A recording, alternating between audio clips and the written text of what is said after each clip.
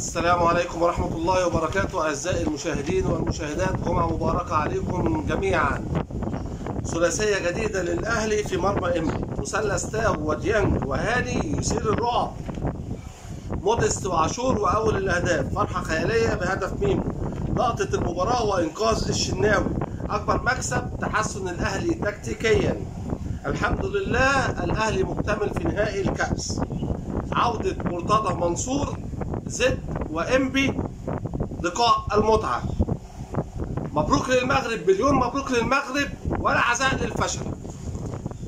أول كلام ده وخير الكلام، صلي على الحبيب قلبك يطيب. اللهم صل على سيدنا محمد في الأولين، وصلي على سيدنا محمد في الآخرين، وصلي على سيدنا محمد في الملأ الأعلى إلى يوم الدين. اللهم صل على سيدنا محمد صلاة ترضيك، وصل على سيدنا محمد صلاة ترضيه، وصل على سيدنا محمد صلاة ترضى بها عنا. اللهم اغفر للمسلمين والمسلمات والمؤمنين والمؤمنات الأحياء منهم والأموات، إنك سميع قريب مجيب الدعوات. اللهم اغفر لنا ولوالدينا ولوالد والدينا ولأصحاب الحقوق علينا. اللهم ارحمنا وارحم مشايخنا وتب علينا إنك أنت التواب الرحيم. ربنا آتنا في الدنيا حسنة وفي الآخرة حسنة وقنا عذاب النار.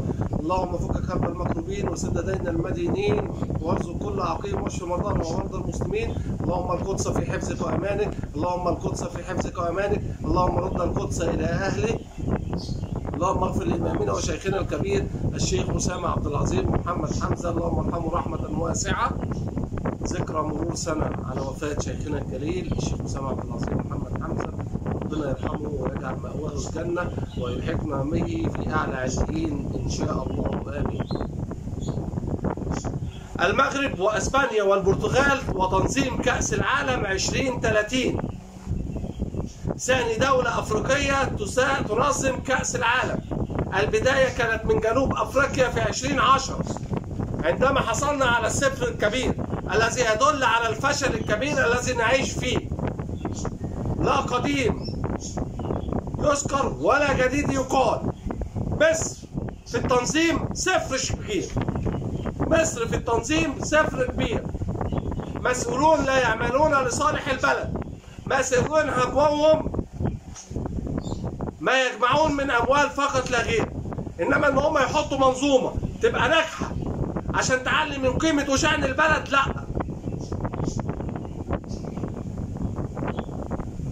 في عهد الوزير أشرف صبحي الكرة المصرية في اضمحلال، لم نستطع الوصول لكأس العالم 2022، وإذا لم نصل في كأس العالم 2026 سوف تكون الطامة الكبرى عندما يمثل أفريقيا 10 أندية ليس بينهم مصر. يجب على المسؤولين إعادة نظرهم في من يحكمون الكرة المصرية، من يخططون للكرة المصرية، من يحاولون إرسال مصر إلى أسفل سافلين مثلما يفعلون مع الزمالك. الفرقة اللي انت بتقعد تحاملها كل شوية كده اهو بتديلها وبتبين لها ان هي احسن بس هي مصدومة، دي اللي على طول بتخسر. انما اللي بتحطها وبتحط قدامها مسؤولياتها واخطائها وبتعرفها ايه الغلط اللي هم فيه، دي اللي على طول بتقدر تقف على رجليها وتبني نفسها من تاني. خلص الكلام في الموضوع دوت، بس ما يخلصش لو قعدنا نعمل فيه حلقات مليون سنة مش هينتهي من الفساد الكبير اللي موجود عند مسؤولين اتحاد الكرة والكرة المصرية في مصر. الجميع همهم مسؤوليات مصلحتهم فقط لا غير، لا يهمهم مصلحة البلد. سألوا حازم إمام اللي جري على الدوري السعودي عشان القرشينات، ساب تحليله على اون تايم، وبيجي في اون تايم في مباراة أفريقيا يحلل فيها. الأهلي يفوز بثلاثية جديدة. بدأنا الموسم برباعية في المصري، ثم ثلاثية في سانت جورج، ثم رباعية في سانت جورج، ثم ثلاثية في إنبي، والدور الجاي على المانجا. المباراة القادمة أمام الإسماعيلي إن شاء الله رباعية وقد تزيد. الأهلي هذا الموسم إن شاء الله سوف يأكل الأخضر واليابس في كل البطولات. لن يستطيع فريق مواصلة التحدي مع النادي الأهلي في الدوري العام هذا الموسم أو في أي بطولة أخرى. هذا الدوري هو المنافس الوحيد الموجود لنا فيه، أو البطولات المصرية سوف يكون بيراميدز، وأكثر المواجهات سوف تكون مع بيراميدز. الذي قد يكون بعد قليل مع الأهلي في مجموعة واحدة في بطولة دوري أبطال أفريقيا. الأهلي في المركز الأول وبيراميدز في المركز الثاني، والزمالك أخيرا في المركز الأول في الكونفدرالية في المستوى الأول. مثلث تاو وديانج وتحسن الأهلي تكتيكيا. اللعيبة بتاعت النادي الأهلي بدأوا يحفظوا الطريقة بتاعت مارسيل كولر صم، وبدأت اللعيبة بتتحرك أوتوماتيك، وممكن تعمل الباص على المغمض وأنت مش شايفه، هتلاقي اللعيب بتاعك موجود قدام. مثلث رعب جهة اليمين تاو وديانج وهاني، ومثلث رعب جهة الشمال الشحات ومعلول وإمام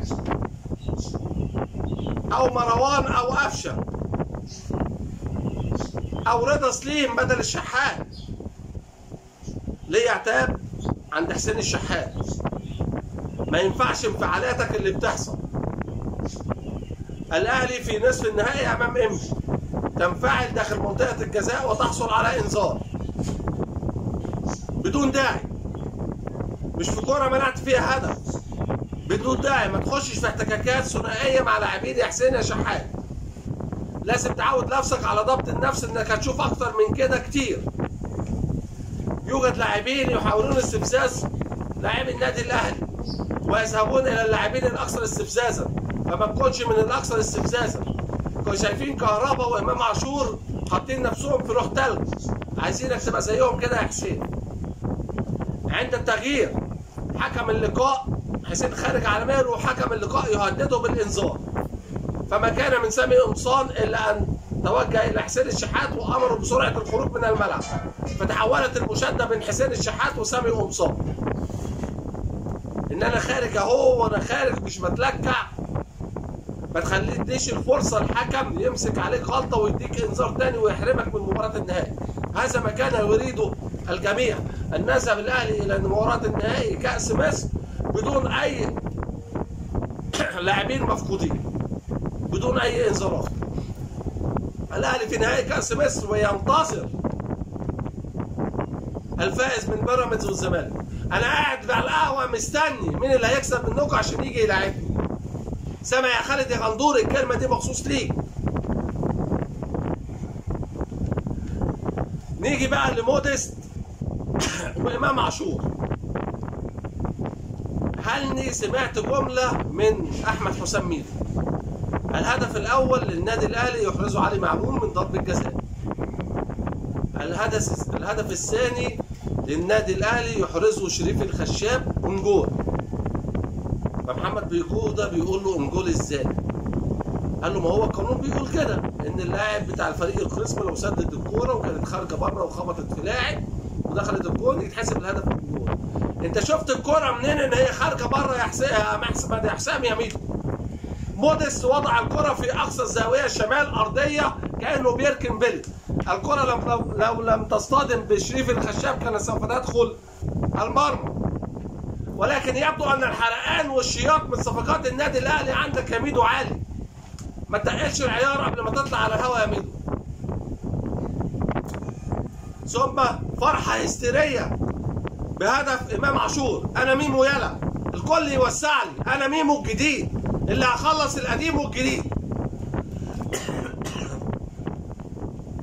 امام عاشور اللي مارسيل كولر لعبه في كل الاماكن، لعبه مركز 6، لعبه مركز 8، لعبه مركز 10، ولعبه هاف ليفت.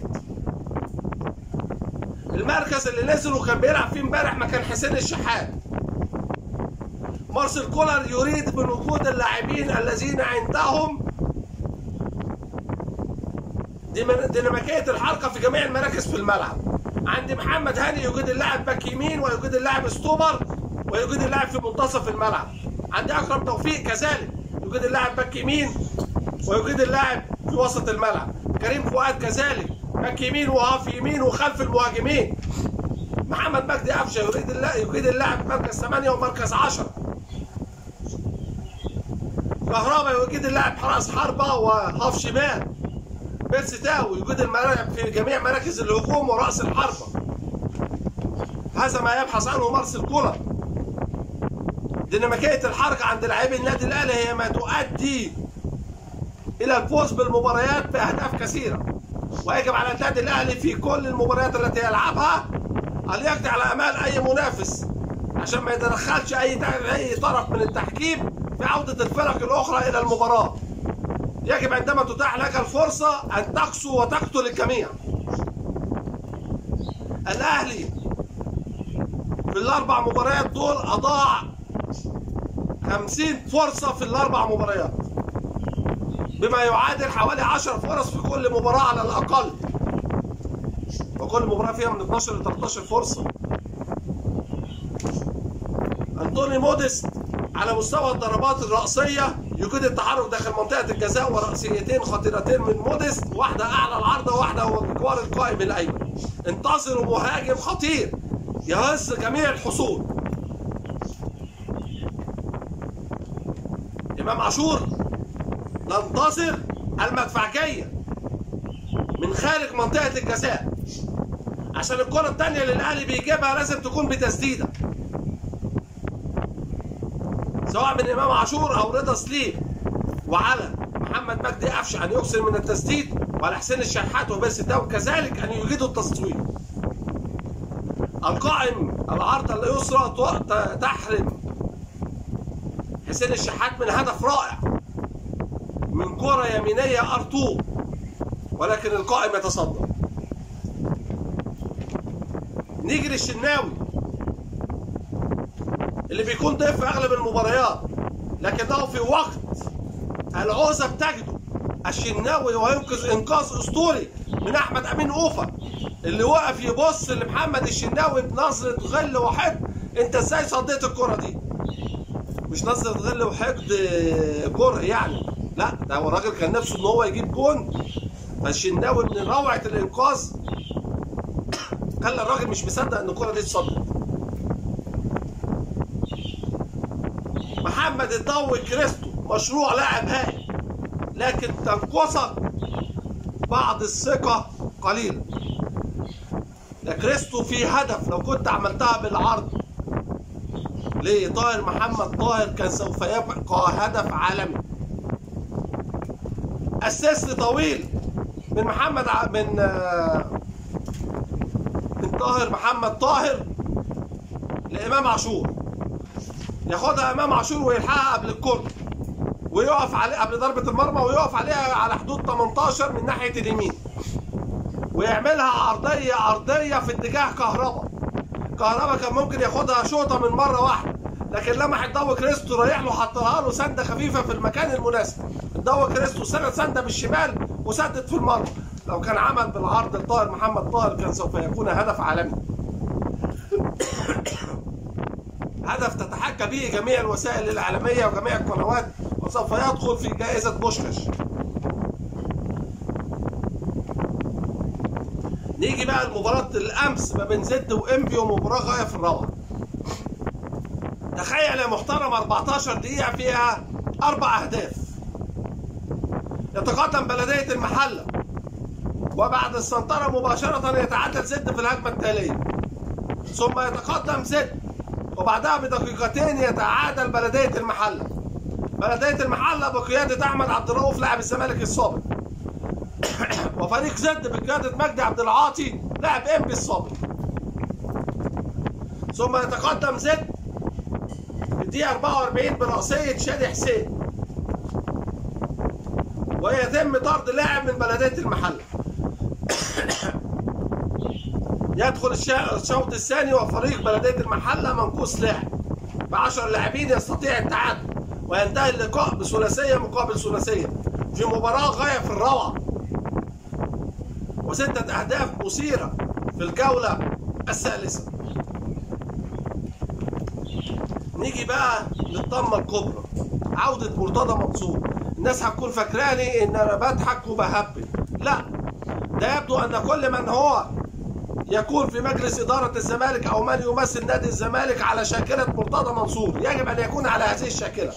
شفت حسين لبيب لما جمهور النادي الأهلي هتف له وقال له حسين يا لبيب لو راجل خد لعيب، بعد حواره مع لميس الحديدي وهو بيقول لها ما تخليهاش تكبر في دماغي واجيب لعيب من النادي الأهلي، فالجمهور رد عليه وقال له كده، فرد عليهم وقال لهم في المؤتمر الصحفي هنوريكم الرجاله. لا انا عايز اشوف الرجاله. يبدو ان كل من يكون على قائمه مجلس اداره نادي الزمالك هم هبادي كلام فقط لا غير. حسين لبيب هو رئيس نادي الزمالك القادم.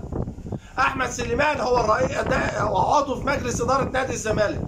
طلع وبيقول بنفس طريقه مرتضى منصور مفيش لائحه بتقول ان الزمالك ما يلعبش في السوبر، مفيش لائحه بتحرم الزمالك من السوبر. لا في لائحه. انتوا ناس بتوجهوا الكلام على مزاجكم، ما بترجعوش للوائح ولا القوانين. كلامكم كلام مرسل بدون اي ادله وبراهين. اللائحه موجوده. من يعتذر عن عدم المشاركه في كأس السوبر قبل المباراة بيوم أو بيومين أو بأسبوع يتم حرمانه من كأس السوبر لمدة مرتين. اتحاد الكرة خفضها وخلاها مرة، ويتم تغريمه بمليون جنيه. اتحاد الكرة يتحدث عن غرامة 500,000 جنيه. هي دي اللائحة اللي أنت بتقول عليها. اللائحة اللي اتحاد الكرة عملها وطبقها عليك مش هي اللائحة الأصلية. دي لائحة مخفضة عشان خاطر الزمالك، عشان خاطر الزمالك تكرم عيونك، عشان خاطر الزمالك كل خزائن الدولة بتتفتح. ده اللي بيحصل عشان خاطر الزمالك. وطول ما انتوا كده مش هتقوم لكم قومة.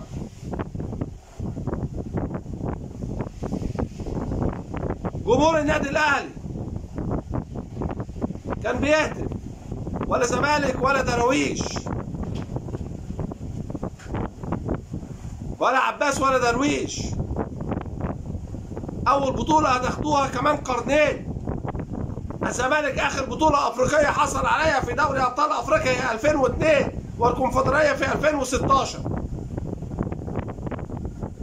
هذا هو النادي الملكي اللي طلع مدحت عبد الهادي وبيقول احنا نمرة واحد في أفريقيا. لا يا عم مدحت، أنت من 2004 ما تعرفش نمرة واحد في أفريقيا.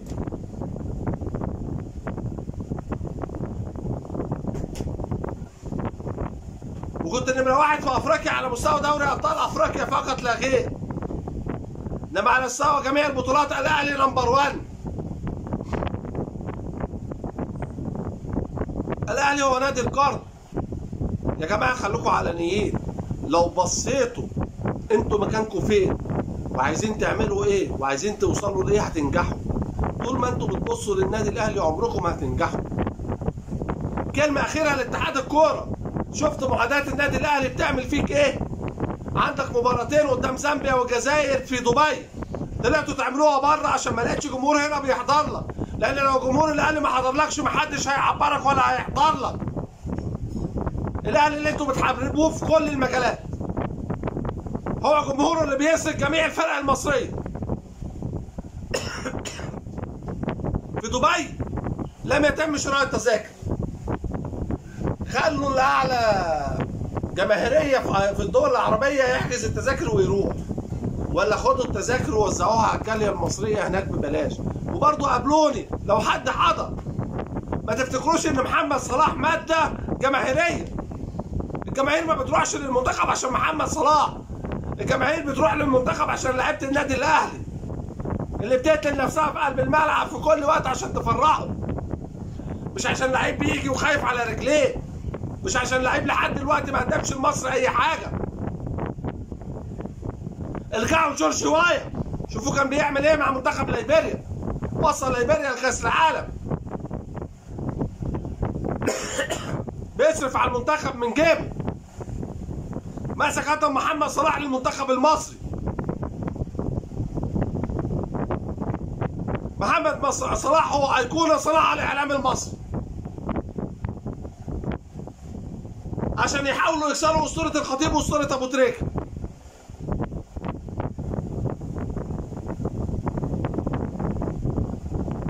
محمد صلاح لعيب كبير وهايل، لكن ليس في جميع المراكز وليس على مستوى الأسطورة. خلصت حلقتنا، ما خلصتش أخبارنا. عفوا على النرفزة والتعصب. دمتم في حفظ الله ورعايته، ودمتم لنا أضحوكة طول العمر أيها الزملكاوية الموتورين. سبحانك اللهم وبحمدك أشهد أن لا إله إلا أنت أستغفرك وأتوب إليك. عليك والسلام عليكم ورحمة الله وبركاته. استودعكم الله الذي لا تضيع ودائعه.